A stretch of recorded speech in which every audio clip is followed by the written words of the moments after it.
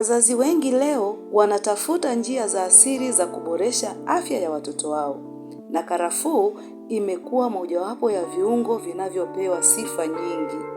Lakini je, unajua kuwa matumizi yasiyo sahihi ya karafuu yanaweza kumdhuru mtoto wako kuliko kumsaidia?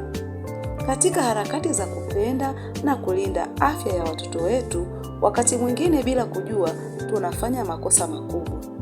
Leo kwenye Moyo wa Malezi tutazungumza kwa kina kuhusu makosa 5 ambayo wazazi wengi wanafanya wanapotumia karafuu katika lishe ya watoto na jinsi ya kuepuka madhara yake. Mimi ninaitwa Muhere Madam.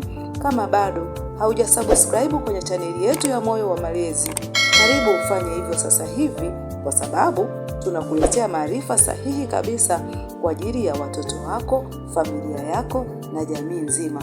Una uwezo wa kutupigia simu au kututumia ujumbe kama unataka ushauri wetu kwa namba 0754579224. Pia una uwezo wa kucomment kwenye video hii na sisi tukakusaidia kupata ufumbuzi wa jambo lolote ambalo unataka usaidizi kutoka kwetu. Karibu sasa na twende tukaone jinsi ambavyo wazazi wanaweza wakafanya makosa kwa kutumia karafuu kwa watoto wachanga. Mzazi, mlezi, video hii ni muhimu sana kwako.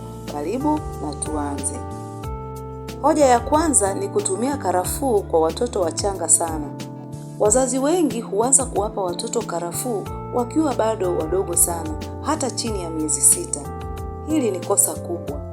Mfumo wa mmeng'enyo wa mtoto mchanga bado haujakomaa kushughulikia viungo vyenye nguvu kama karafuu. Karafuu ina kemikali yenye nguvu kama eugenol ambayo inaweza kuathiri tumbo la mtoto au kusababisha mwasho. Ukweli ni kwamba si kila kitu cha asili kinafaa kwa kila umri. Kosa la pili ni kutumia karafuu kwa wingi kupita kiasi. Baadhi ya wazazi wanaamini kidogo hakitoshi, basi tuongeze ili ifanye kazi zaidi. Lakini kwa karafuu hii ni hatari.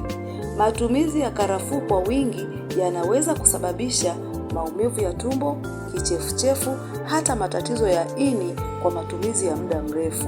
Kumbuka, afya ya mtoto haihitaji wingi, inahitaji uwiano sahihi. Kosa la tatu ni kutegemea karafuu kama dawa ya kila tatizo. Baadhi ya wazazi wameifanya karafuu kuwa suluhisho la kila kitu. Mtoto ana kikohozi, anapewa karafuu. Mtoto ana homa, anapewa karafuu. Hali hii inaweza kuchelewesha mtoto kupata matibabu sahihi. Karafuu si mbadala wa ushauri wa daktari. Wakati mwingine, dalili ndogo zinaweza kuwa ishara ya tatizo kubwa zaidi.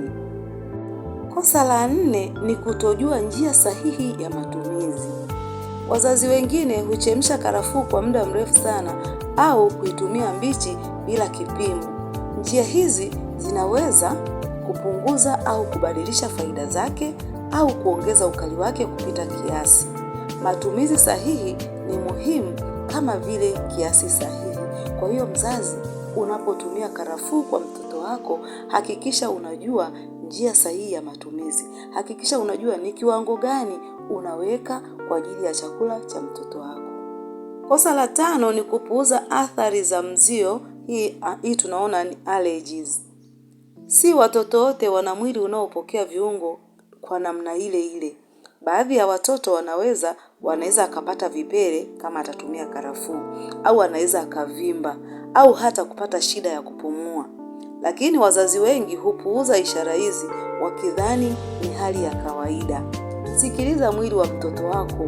Mwili wa mtoto wako unaongea hata kama hauzungumzi. Hivyo sikiliza mwili wa mtoto wako, muangalie unapokuwa umetumia karafuu. Ukiona mtoto anapata vipele, mtoto anavimba, au mtoto anapata shida ya kupumua, acha mara moja, kwa sababu hapo huyo mtoto atakuwa na allergy ya matumizi ya karafuu. Mzazi, hakuna kitu kinachoumiza zaidi kuliko kujua ulimdhuru mtoto wako wakati ulikuwa unajaribu kumsaidia. Karafuu ni kiungo chenye faida, lakini kama kila kitu chenye nguvu kinahitaji hekima katika matumizi.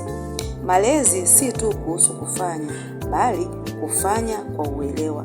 Chukua muda kujifunza, kuuliza na kuwa makini, kwa sababu afya ya mtoto wako ni jukumu lako, lakini pia ni dhamana ya maisha yake ya baadaye.